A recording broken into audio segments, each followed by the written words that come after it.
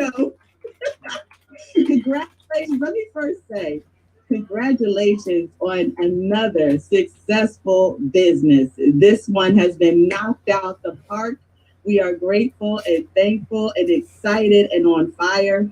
And, we just have like a couple questions, just want to ask you some things and, really help out the team and help out the field. So I'm really interested in your story, like in your success journey, because we can take a lot of lessons from your journey. You've been successful for quite some time, and we recognize that, and like you are the goal. So to be able to launch something brand new and allow people and give people the opportunity to go from zero to $50,000 a month in some for most of people's cases under 30 days, like that's magnificent. But it took someone who knows what it takes in order to create a platform that allows us to win like that. So my question for you is, what was your occupation before you got into network marketing? Before I got into network marketing, I actually had the largest independent concert company here in Las Vegas, Nevada, Gemini Entertainment. Shout out to the Geminis. Wow. Shameless plug. It's okay. Shameless plug. And I was part owner in a restaurant in Roanoke, Virginia, and also in a clothing store in Durango, Colorado. So I was an entrepreneur, before network marketing. It just, we kind of transitioned into network marketing by force more so than by choice. Course. Okay. What do you mean by that? Those other businesses started to go down. They started to go south at the same time. I never forget the concert company was, it was the one that was tanking the most. Actually, we did an R. Kelly show toward the end of my journey there. We lose $43,000 doing that show. 2 weeks later, we did a mixed martial arts MMA show at the Hard Rock here, also in Las Vegas. We lose $50,000 doing that show. And I had one show after that, and I knew there was time for me to leave that business because we were about 10 days out from the ticket sales being final, the artists on stage and everything. About 10 days out, and I still was upside down about $70,000. And I found myself thinking that, man, if I could just get my money back, I'll be okay. And then, I had to reflect. I said, okay, if you're in business to only get your money back, like you shouldn't be in that business. And so after that, that was my last show I did. It was Donnell Jones, John B. and Avant. We did that here at a local casino. It was wait. That was your last show? That was my last show.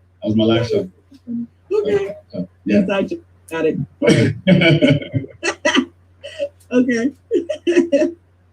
Yeah, and so after that, I just, we were taking losses, taking L's all over the place. I was upside down about 200 grand, in a very short period of time. No bank loans, no lines of credit, just, all cash of mine. And, so I got to a place where I needed to look at something else. And my mom had been on me for a while about looking at the company she was with at the time in network marketing. And, I was a skeptic, I used to tell mom, please stop talking to me about that pyramid thing. And so now I own 2 pyramids, right? But it was funny because there was no evidence in front of me. Like I didn't know anyone who had made any money doing that.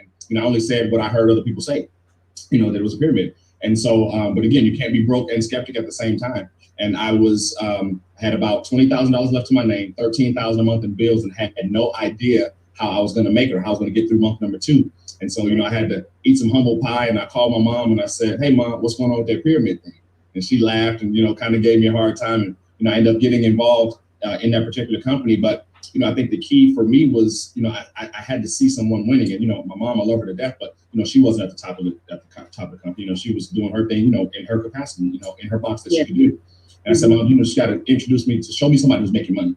So she introduced me to the guy who would be our upline in that particular company. And, when I walked into his office to meet him, I was very rigid. I had my arms folded. I was like this because I was there because I had to be, not because I wanted to be. And he asked me, he said, how you doing? I said, how much money do you make? I didn't say hello. Right, let's get to it. I said, how much money do you make? And he said, $20,000 a month. And I knew that was, another one of the signs that God was giving me, because that was the number I had in my head that I needed to keep up my current lifestyle. And so, so I loosened up a little bit. Next question, I said, how long did it take you to get there? And he said, 4 years. I said, oh no, I don't have that long. I said, show me the shortcut. And he said, will you sit down? And I sat down and he showed me the compensation plan. And I said, man, I can do this. And he says, everybody says they can do that. I was like, no, I can really do this. And I got started in that company. And, my second month in the business, I made $15,000. And that was, one of my worst months ever in network marketing, but it was Yeah, but I had to win though, Tracey. You know, we talk about when people don't have a crutch and they have to do something. You know, I'm not a farm animal. I wasn't going to sleep outside, so I wasn't going to be homeless. Like I had to figure it out, and you know, that's kind of what happened. Sink or swim. I hear you. So, what was your first network marketing, and what was the product or service that caused you to plant your flag in that company at that time? It was 5links. It was a company called 5links, and they did essential services.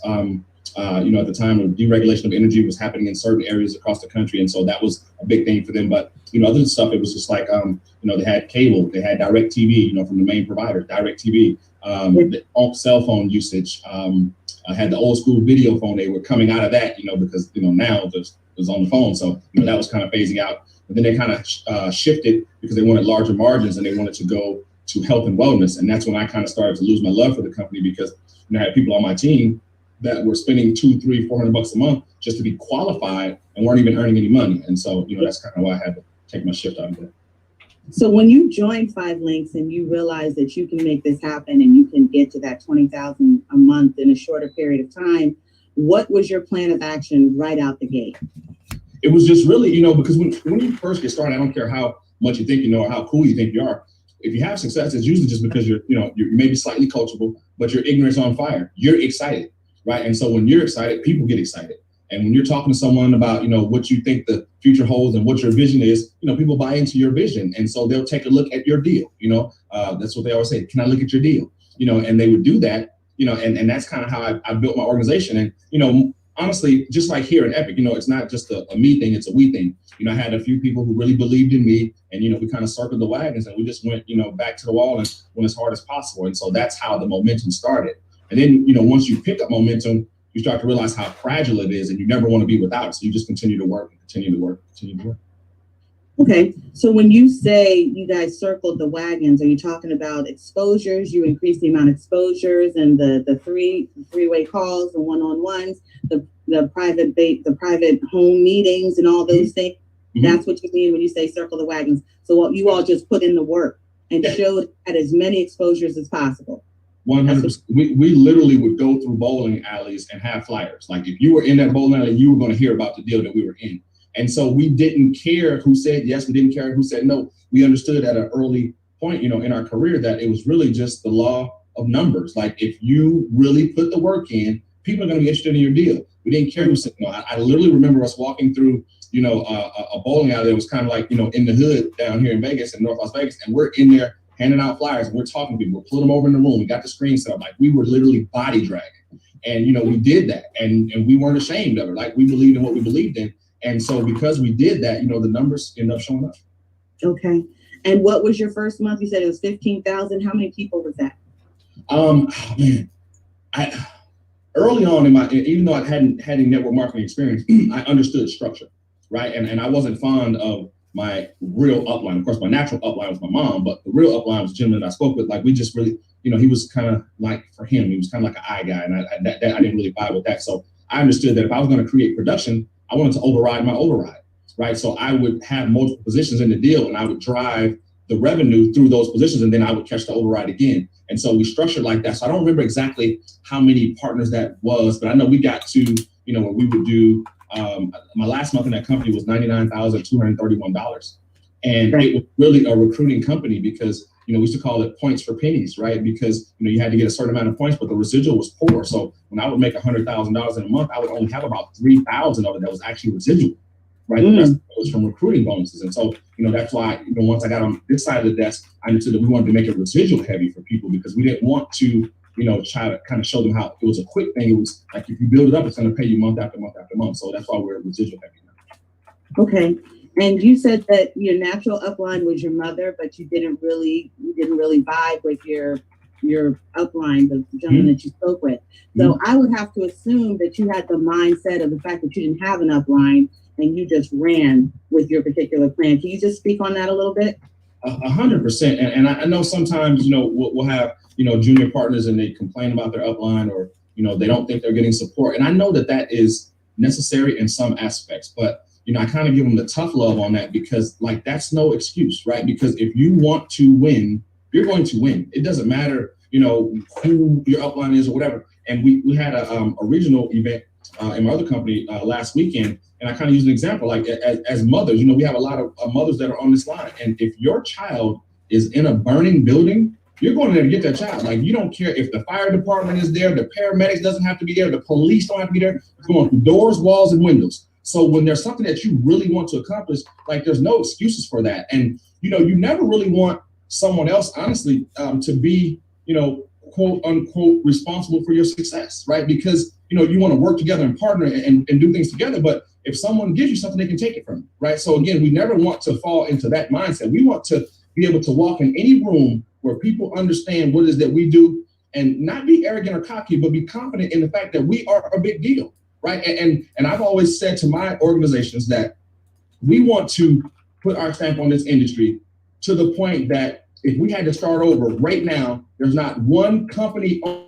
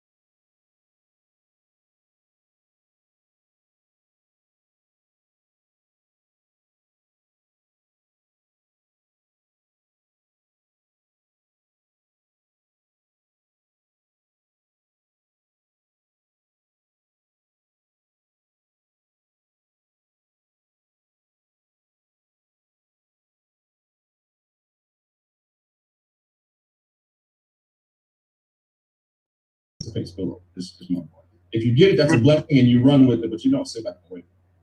That's right. You work, and if the spillover happens, then it's gravy on top of what you're already doing. Tell me, what is your DMO? What is your daily method of operation? You have so much energy. You have so many responsibilities. You have so many paychecks that you're responsible for. Tell us what your typical, well, there is no typical, but tell me what your day looks like. Usually my day starts off with me, you know, seeing what my leaders need from me. And, you know, when you get to a certain position, and I train on this, guys, you know, so if you're ready for the next level of leadership, what you'll learn is you won't manage people, you'll manage personalities. Yes. That's a huge difference, right? Because you'll learn, you know, who you can pair who with, who you can ask what for. Like, you learn all that kind of stuff. And I just, not to get off topic, but a quick example, I was talking about Phil Jackson, right? You know, in my opinion, the best basketball coach in the history of basketball. And, you know, people used to give Phil a bad knock because they would say, oh, he always had the best teams. Because remember, he had Mike and Scotty with the yes. Bulls. He had Shaq and Kobe with the Lakers. But I challenge anyone on this line, if you go back and look at the teams before he got there, it was the same team. Mm-hmm. I actually had it in the training. It's called How to Build a Massive Organization, and it talks about managing personalities, not people. And I have the side-by-side column of the team before he got there and then after he got there. And it was basically the same team. But because he understood how to manage personalities, he could get a disciplinarian, extremely alpha male, super competitive like Michael Jordan, and be able to mesh with, you know, the kind of crazy nutball guy Dennis Rodman, right? Because he understood, right? Because he understood how to put the personalities together. And so that's what, you know, you guys will learn as you start to get involved in higher levels of leadership. And so, you know, for me, Tracey, a lot of my day is that, you know, not kind of pairing leaders, seeing what they need from you, because, you know, once you get enough leaders, you don't have to, the best thing that you can almost do is get out of their way, right? Because you don't keep your thumb on, you let them run. You let them off the leash, let them do. Like, You go, kind of bring them back in the fence if they need to be, but you let them off the leash, you let them go. So that's actually the most, the part of my days. I'm checking in with leaders when they need me. And other than that, just kind of focusing on the vision because, as the leader, you have to stretch yourself because if you ever put a cap on you, then you just put a cap on everyone who follows you. Right. So it's always about stretching you as well. So like they always say, the feeder needs to get fed. So a lot of the day is also doing that and looking for the next thing. I always want to be 2, 3, 4 moves ahead like chess. So that's most of the day. Okay, excellent. Now, as a distributor, because that's how you started, and you set out such an amazing back office for us to win and to manage our businesses, what would you say are the top, 5 to 7 keys to success for being, a six-figure distributor, or just for the six-figure distributors that are on the line, some advanced tips for them so that they can push it even farther? For those of us that are headed towards Epic, what types of keys could you give us? As a leader, you always have to outwork your team. It's really simple because you can't ask people to do something that you're not doing. And so, you're 810, we have 820s, 850s, Icon or whatever on the line tonight. And all of those leaders outwork their leaders. Like it's what it is, because as a leader, you don't respect a talker, you respect a doer. So if someone is always, kind of cracking the whip from the back, telling you what to do, and they're not doing anything, you don't respect that. So as a leader, you always have to outwork your team because they're looking for you. One thing that I see, some leaders do and some leaders don't do. We get a lot of feedback from the field, and I don't care how big that leader is, that leader has to, send the crap up, right? Because crap it goes up, it doesn't go down, it doesn't roll down to the team. So as a leader, you're gonna have to deal with problems. You're gonna have to deal with people who have problems and problems that listen to issues that they have. But you have to understand that that's okay. Like you never want your leaders to stop bringing you stuff. Like you don't, because when people stop bringing you problems, it only means one thing, and it's a bad thing. It means that they no longer see fit for you to lead them. So if you're that person like, I wish they wouldn't call, I wish they wouldn't say this, you coach them up, you use these as coaching moments, but you never turn away and you never wish that would stop happening. Because if I stop bringing Tracey my problems, and I've done that for, a month or 2 months or a year or 10 years, as soon as I stop doing that, that means that I no longer see fit that Tracey can lead me. Right? That's the only thing that means. So you don't want that to have to happen. So you always want to be engaged with your team, and again, outwork your team, and always be in vision painting mode. Like you have to, right? Because people follow vision. We always say everyone can see, but not everyone has vision. And so you have to understand that part, because honestly, guys, life is chess. Like it's different moves. It's if this, then that, if that, then this. And so you always want to be forward thinking. And if we do that as a group, as a leadership group, and as a company, we'll always be cutting edge. There'll be nothing that comes around that we can't get involved in, because we're not narrow. Like we're not the horse with the blinders on. Like we're seeing, now we focus that way, right? We carry out our tasks that way, but we always have to be looking down the line. Okay, very good. And what should the mindset be of new builders to Epic? And then what should the mindset be to those of us that were with you at the beginning, that are built? New builders, again, is don't take advice from people not qualified to give it.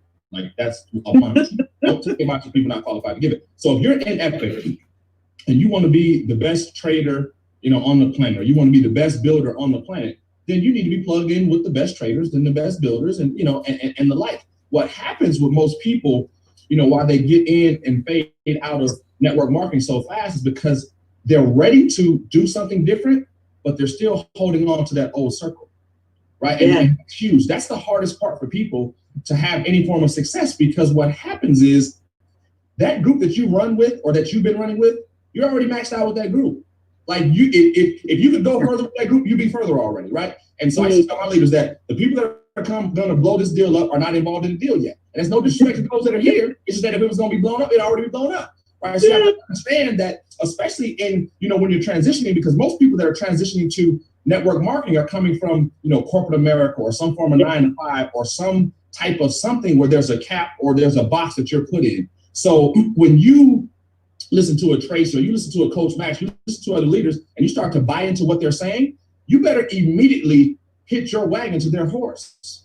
Because if not, then you have one foot in one world, one foot in another world. And because you've spent so much time in that world, the old world, it's going to have a different level of leverage on you than the new world. So you have to really get in and with the people who are leveling up. I mean, think about iterate like what we had today, right? So who helped us get this thing off the ground? Like as we were trying to figure out that we had a cap on the number, 100 participants, we called Coach Max, right? So now we have our top educator in the deal.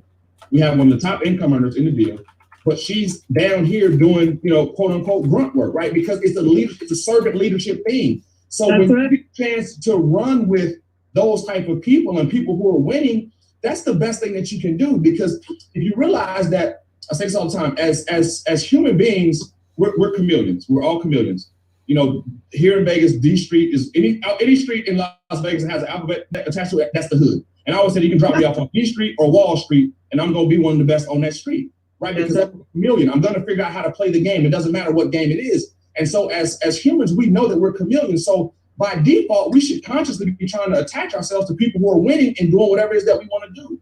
And that sometimes, I don't want you to think that you have to leave your old friends, but again, you have to grow. And it's okay to outgrow people when those people don't have what you want.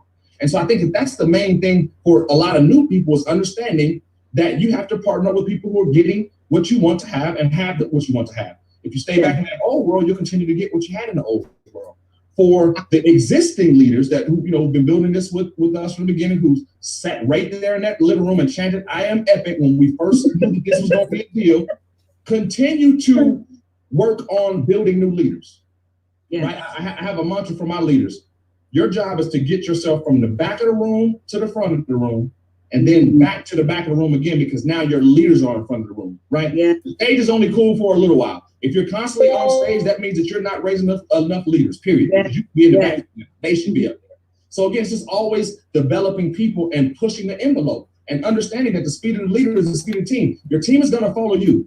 They just need to see you do it once or twice so they know it's possible. After that, they're coming. And you just help them come. So, it's two different things. As a leader, a new leader, a beginner, you want to attach yourself to people who are already winning. Simple, right? The evidence is already there. You don't need to see it. Like, they're doing it. So lock yourself in right there. For the existing leader, continue to stretch. Focus not on what you're going to get or what you can make, but how many people you can get to do what you're currently doing. And 100%. And when we stretch and stop thinking about us, not saying that we only think about ourselves, but it's empowering. I'll never forget, in my first company in 5 Links, I was really, really close to $1 million in earnings in that company. And I had a chance to go to a private Eric Thomas event at one of the company conventions. It was only 21 of us in the room. And E.T., that was my man. And so listen to him and go to sleep, listen to him. And so, you ever been in church and it feels like the pastor is talking directly to you? Yes. That's how it was when E.T. was training, because I was obsessed. All I had on my mind was getting to this $1 million earner, I wanted to watch, but I wanted not the pat on the back, because I didn't need that, but the validation, right? Because when people know that you're successful, people want to run with winners. So it gives you a different level. And so I'll never forget, I was in there and, E.T. was training. He was training on lions and gazelles. I remember like it was yesterday. And he stopped and he said that there are some people in here right now that want to make $1 million. He was like, that's nothing. They're printing money as we speak. He said, I challenge you. Don't worry about your $1 million. Help 3 other people make $1 million. Yes. And yes. I went from like this to like this, because then it was totally clear that it wasn't just about me. If you help enough people get what they want to get, you're going to win by default. And so that was, a huge part of my shift. So from, again, new people and existing leaders, that's the focus. Okay. Because I always say that, in network marketing, yes, we are selling a product or a service, but we're also doing organizational development and we're developing people.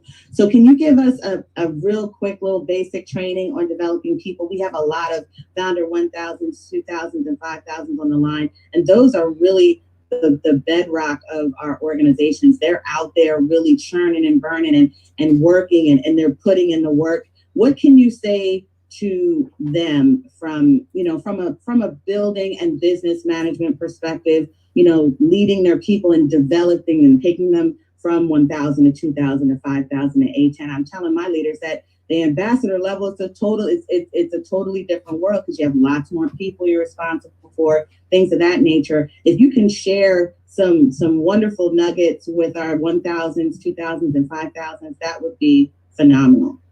Yeah, it's really just, going on that journey with each other. Like, really, I mean, that's what it is. You don't take it alone, because you do all your personal development together. You find that group. I just always have believed in 8. I believe 8's a powerful number, and this is a number of power. It's a number of infinity. And so anytime that I've done something, I've done it in 8s. Right? When we started, when we left, our other travel company, and we had 8 people in the room that we talked to. When I launched Evolution, I started with my Elite 8. Here, I actually have 8 dynamic people that are in, in those top spots. And so I just believe in running with the group, because if you build that group up and you make it, a true family deal, you're going to win, because it's not just about the business, right? And as you grow with them, you have to be careful, because you can't let them slow you down, but you don't want to grow without them. So it's a fine line. So all your personal development should be there. You have to be accountable to each other. Those are the things that you want to do as a group, because what will happen is when you do that with your group, people will watch your success and they'll do that with their group. And so you're really just doing, you're duplicating, because, one thing you guys will learn, and, most of you know it, that even when you're prospecting, you're already training, like you really are, because people are going to do what was done to them and say what was said to them. Right. And so you always want to be doing the right thing. And so, again, if you have those small clusters and those small groups that are growing together, that are doing what they need to be doing together, that kind of becomes your process. Right. And it's always about duplication, but it's about growing together, guys. And so, that doesn't mean that you have to be a reading fanatic or whatever, because people learn differently. I know that if I read some of these books, and sometimes I'll get on page, 14 or 15, I'm getting sleepy, right? But I can listen there, like I'm an audio guy. So there's different ways to learn, but do it together and hold each other accountable. Give out tasks. Don't try to be the dictator in your group. I don't care if you're founder 5,000 and you've only got 2 founder 1,000. Those are not people for you to beat on. You don't berate them. Like, those are your junior partners, but you're trying to elevate them. So it's always about working that group together, because that's the key. Again, when you have that group, nothing can tear us apart. And, Tracey, I think me and you talked about, I know I have with some of the other leaders, the main thing in network marketing, why people are strong, is because they keep their groups together.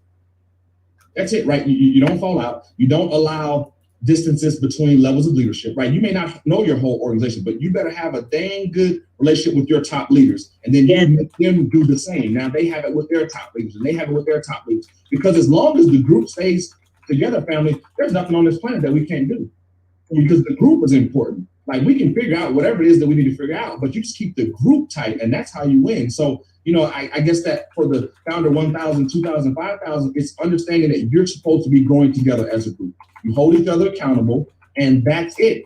We always say no weak links, because you don't want those. If everyone is doing their job, then the group will grow together. A football team, they don't have 11 quarterbacks on the field. They have 1. Right? But they have offensive linemen who may not get a whole lot of accolades, but they are important to the deal, because the quarterback and the running back can do nothing without them. So understand what your role is in your organization.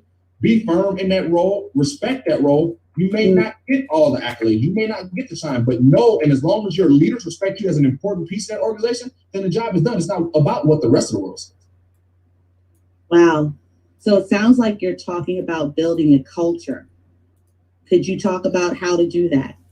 100%, and that was a good translation, Tracey, because I remember when we got ready to launch the other company, we had a chance to sit with Eric Worre behind stage at one of his main events, myself and one of my ride or diers, Derek Velasquez, and we were back there backstage with Eric Worre, and I told him, I said, Eric, we're launching our own company, man. We're tired of letting somebody else fail us. We're gonna do our own thing. What should we focus on the most? And without even thinking, he didn't have to buffer. He didn't have to try to figure it out. Right off of his tongue, he said culture. I turned around and I looked at Derek and I smiled, because we've always focused on culture. When you build the culture and you deal with people who you know that you can count on, even when it's not business, when it's 4 a.m, there's an emergency, you can call and that person's going to answer. Those are your people. What I see oftentimes, in not just in network marketing, but in other relationships, people have too many different sets of friends. Because you have the friends that you celebrate with, but then you have the friends that you go cry to. That one that you go cry to better be that same one that you're celebrating with, right? Because you have to be equally yoked. Those people have to be for you, not just, for what you're for. I always talk about, if you guys get a chance, I don't want to stay too long, but TD Jakes, the 3 types of people in your life: comrades, confidants, and constituents. Please go watch that. Please do yourself a service and go watch that, because it'll show you that everyone is not who they seem to be. And when you may be going through something and you have someone, who is not a confidant, they may be just a comrade or a constituent, because they're for what you're for or against what you're against. Doesn't necessarily mean that they're for you. You want to surround your people, or surround yourself with people who are for you. When you do that, everything else will happen like it's supposed to. Okay. Can you talk about why it is excellent to get to the Ambassador Club? Oh, you mean other than the money? Other than the money. It's a belief thing. It really is. People love winners, And the more you win, the more you will attract. It's always been that way. It's unexplainable. It'll always be that way. If you go to the playground right now and LeBron's out there and you can choose LeBron or you can choose your cousin that lives on the corner that works on cars, who are you going to choose? You're going to choose a no-brainer all day long. It's a no-brainer. You're going to laugh at your cousin. He's going to be mad, right? But you're going to choose LeBron. And so that happens when you win, and people love to run with winners. So think about this. It's a resume that you're building, right? Because when you're running through these ranks, you're building a resume. You're saying that this is what I've done, and now this is what I've helped other people do. That becomes extremely attractive to someone who's trying to figure out what's going to happen next in their life. And so the more you win, the more you win. It's like the old saying, where they say the rich get richer, right? And the poor get poorer. Because the more you do something, the more that happens to you. So when you learn how to win, you learn how to deal with other people, then you learn how to share stories, you learn how to reflect back to your team that, if anything is bad happens, as a leader, you accept that. That's on you. You take that L. But all the winning is not because of you, it's because of your team. When you not only just say that, but you really believe that, and that becomes how you walk and how you move, everything changes. Your vibration is different. The people that you are attracting will be different. The people who run with you will move differently. It's just going to be one of those things. You're going to have your own little army that no one can take away from you. Excellent. I'm not trying to keep you for long. I know you have tons to do, but can you talk about why everyone should be at the Vegas event in January? I'm going to be there, by the way. Man, when I first got started in network marketing, they used to always say that when you go to those type of events, it puts you 6 months ahead of the curve of those who have not gone. I honestly think that it's more than that. I think it's at least a year, because I've had a chance to see it. When you see people come to those events, those same people, when they come back, they're not the same rank that they were at the last event. That's right. The business gets in them. It's a difference between in you and on you. And when the business is in you and you have a different level of belief, there's nothing that can stop you. And you develop bonds, right? Because you've seen stories, now people are real people. It's not just a story anymore. Like, oh, I actually know Trace. I actually know Coach Max. I actually know, Mr. Mark Sterling. You actually know these people, and these people pour into you. There's something about a vibration. When you're around people that vibrate high, you leave those people vibrating higher than you did before you came there. It also gives credibility to what you're doing in your business, because now you're promoting that. You're on social media. People are actually watching you at these things. So now you're no longer talking about what you heard. You're talking about what you know. That's a difference. When you are in those stands and you watch the A10s and above come across that stage and get those six-figure rings, there is no way on the planet you're going to want to come back to the next event and not get your ring. Again, family, the mind stretches forward. It can't go backwards. You can't say, well, I made $5,000 this month. Oh, I only want to make $2,000 next month. That's not how it works. It's about going and growing. And when you're around people who are doing that, you want to do that. So these events are super, super powerful, not just for what you can achieve, but for your overall business, for your team, everything. And you guys are business owners, so please understand that these events are write-offs. Like, yeah, you may have to write that, you get that money out right now, but that comes back on your taxes. This is a write-off. You went to a business event. So, I always say, never miss an event that you're qualified to attend, right? And so this event, you're qualified to attend it no matter what rank you are, because it's a celebration of what we are doing, what we've done, and what we're going to continue to do. So again, if at all possible, please get there. I promise you don't want to, and you don't want to mix it. And you're going to be mad at yourself, because even when you go, you're going to say, man, I should have had more of my team members here. It just happens like that. It's going to be electric, and you can't simulate it. You can come back and share it with your team, but you cannot bring that same energy back. That's right. So what can we expect, those of us that are already registered to attend? What can we expect? It's going to be epic. That I assure you, it's going to be epic. We're going to get a chance to, be in our formal gear. We're going to be dressed to the nines. We're going to celebrate each other, because again, it's not an I thing. It's a we thing. It's a we movement, family. I'm telling you, like, there's nothing that we could be doing right now if we were doing it by ourselves. So I always say that when you're in a network marketing company and you go to a convention or any type of company event, it's like being in a support group. It really is, because there's no other room that you can go into. I don't care where you go. You can go to a casino, you can go to an airport, you can go to a hotel, you can go to another meeting room, you can go to your corporate office, you can go anywhere. It's a support group. Everyone in that room, in that building, will have gone through the same things that you have. It's the only place that you can do that. Everyone in that room will have been lied to before. People told us they're going to join our business that they didn't. Everyone in that room has been talked about before. People say, oh, you're involved in one of those things. Oh, that'll never work. Everyone there it's the only place where you can go and be around people who are going through exactly what you're going through. There won't be a stranger. You may not know the people, but you'll know what they're going through. So technically there won't be a stranger in the room. I don't care if you've never met them before, because we all fly our epic flag, and you won't get a chance to go to anywhere else and have people in the room that have gone through the exact same thing that you've gone through. All of us have been, talked about. We've not been believed in. We've had family members that didn't. We're a support group because we all go through the same thing. I'm telling you. A support group. That's a great way to look at it. I mean, I come from like some legacy companies like ACN and Mary Kay, and when those events would happen and those speakers would come through, you see the circle of champions. They're the folks that are making the big money, getting the rewards and all of the bonuses and whatnot. You just sit in there and you're just like, I can do that. I can be next. And that's why these events are so critical, and that we as leaders need to make sure that as much of our team is there as possible, because it creates snowball momentum. And that's what we want, because that's just more people that are going to learn how to trade Forex, which is what we want to do. I'm really excited. This has been a phenomenal interview. Is there anything that you'd like to share before we conclude? Just that I'm grateful and thankful, again, and I say this all the time, on Zooms and meetings, because, people have the ability and the option to do whatever they want to do with their money. It's their funds, right? But because, they share the same vision that we have, not just me, Tracey, you, all the leaders on this line, we all share the same vision. And so when people believe in that vision, and not only do they believe, but they buy into it and they commit to it, that makes us family. That's where that, mud is thicker than blood comes in, because I say all the time, I own 2 network marketing companies and I have 5 family members involved, right? And I have hundreds of family members even locally in Las Vegas. So we are a family. I don't know if people actually believe that. I hope they don't think we just say that and don't really mean it, but that's what it is, because you made a choice to be here. Like, you didn't slip and fall into Epic. You made a conscious decision to be involved in Epic. And that means that we share some of the same vision.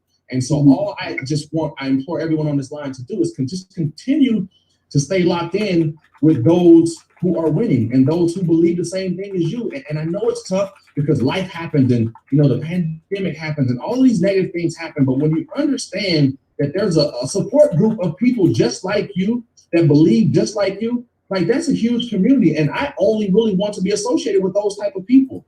I just, have an amazing time when I'm around, the family. But if you catch me in a different situation, like, I'm not really like that big, huge outgoing guy, because I don't really like a whole lot of other people. You know what I mean? I'm feeling you on that 100%. Like, I like grinders. I love those who really get down there and get it. I don't like a lot of talkers. Everybody can jaw jack. I like people who really stand behind what they say, like, because the actions are everything. People can tell you anything, but they can only show you a few things, right? And so when you find people that do that and do that consistently, that's where you want to be with, guys. So, just stay locked in, because your turn is coming if you stay around people who are having their turn. Yes. It has to happen. And think about what we have here. It's a beautiful atmosphere, because people only win when other people are winning. Right. So again, by default, people need to win for other people to win. And so if you stay around people who are winning, you're going to win. The only way that you cannot win in this deal is if you unplug, or you stop being coachable, or you quit. It's only 3 options of that. Anything that you do other than those 3 things, you have to win. It's impossible for it not to happen. Yes. I'm so fired up. I don't know about anybody else, but I feel like a founder 1 right now, and I'm just ready to go. Like, I'm excited. You've given me so many things that I need to do with my team, culture. Like, we already talk a lot. Like, I freaking love my team. They are so amazing. You know who they are. They are phenomenal people. They were in your living room too. But I mean, I felt like this would be good for everyone to hear how you see things, how you work, how your mind works, because we can emulate that and thereby have the success that you've had. So I really appreciate you taking the time out this evening to talk with me and to share with everyone that's on the line, so that we can take that and apply it to our teams, apply it to our business, and have the level of success that we want. Really, really, thank you so much, because you're extremely busy. You're running multiple companies. And, for you to take out as much time as you're taking all the time with all of us across the board, like, we really honor you. We salute you. Hey, everybody in the chat, put some fire and some thank yous and some prayer hands, whatever you want to do. Say thank you to our founder, our CEO, for his courage and his bravery to even bring this platform to us. Because honestly, if he hadn't done this, you know where we all would be and how we would all. It's just entrepreneurship is the way, family. I mean, it's the only way. He saved us. Like, no, for real, you guys. I know, Max, you can chime in. When we were in that living room with you, like, Max and I were in tears because this is a dream come true. And when you see how many people have checked in on the line, like, I'm getting a little emotional. When you see how many people have checked in on the line from Australia, from Africa, from Canada, from all over the place, Trinidad, it's like we are truly changing and impacting people's lives for the better. And it's an amazing feeling. That's why when I said, what is it like to be an ambassador? It's more than just the money. It's about the people that we're helping and the people that we're working so hard to help. So thank you, for real. Thank you for putting this together for us. Absolutely. I mean, and it's no weak links here. I mean, if you look at all of our leadership levels, I mean, everyone is a servant leader. Again, yeah. People, and I have it back here on, from my other company, it says people over profit. And we've done the same thing here because, all of our leaders believe in that. Like we sacrifice, because we know what the greater good is. The more people that we help, the more people we empower, and we change lineages. And I always share this, and I'll say this before we go, is that, it's not really about us right now. We're building something right now that, the single mom or the single dad in 2, 3, 4 months, 2, 3, 4 years will know about because of the work that we put in right now. So when you think about how you're changing lineages and you're changing, the culture of family and the way that the children think, because again, we all know that the kids are going to do what we do. They're going to outdo us. So if they watch you work 2 jobs, they're going to work 3 jobs. If they watch you be a business owner, they're going to want to be a business owner. And so right now, by doing what we're doing, we understand that entrepreneurship is the way because it's the only way that you can write your own story. You can't do that work for someone else. But when you do that and, your kids see it or your nieces and nephews see it or your little cousins see it, you've changed a mind. And think about that. Like you've changed the trajectory of what people are going to do with their future. That's a big deal. And I think we get so wrapped up into what we're doing right now that we don't really focus on that all the time. But like, that's where, I like to keep my mind is because right now there's some adults on this line that do what they do in this epic community daily and their children are watching them. They're not watching them try to figure out to go through the want ads and look for another job. They're not watching them, look on Craigslist to see for a part-time gig. They're not watching that. They're watching them control and write their own story day in and day out, which means that you're low-key raising people that are going to be unemployable. And that's a good thing. Yes. Right? You want people to start with entrepreneurship. It's the only way that you get a chance to write your own story. That's the only way. You can't do it in corporate America. I don't care how good that job is. Guess what? It's still a job. And when that company has to decide between you and them, you're going to lose every time. Without fail, they're never going to fire themselves before they fire you. So entrepreneurship is really the only way. I agree. And on that note, I don't know if you can see all the love you get in the chat. I'm not going to keep it too long because I know the East Coast right now, y'all, it's a little late for you guys. But thank you, everybody, for being on the line. Thank you, founder, for your time and your energy as always. Yes, guys. If you got some value on tonight, just have to chime in. Please put epic in the chat if you got some value. I'm like jumping up and down right now. If you got some serious value from this training, thank you so much, Tracey. I love what you did tonight. Put epic in the chat, guys. I will see you guys in Vegas.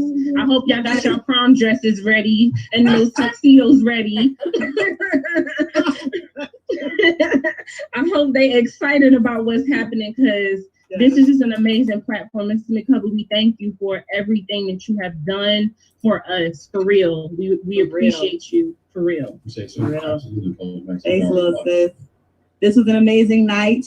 We should do this again. All right, everybody. Good night. God bless. Thank you. Take these notes and founder. This is going to be this is recorded and it's going to be up for replay. Awesome. Yes, please. That'd be perfect. Okay. Fantastic, everybody. Good night. Thank you. Good night, family. Love.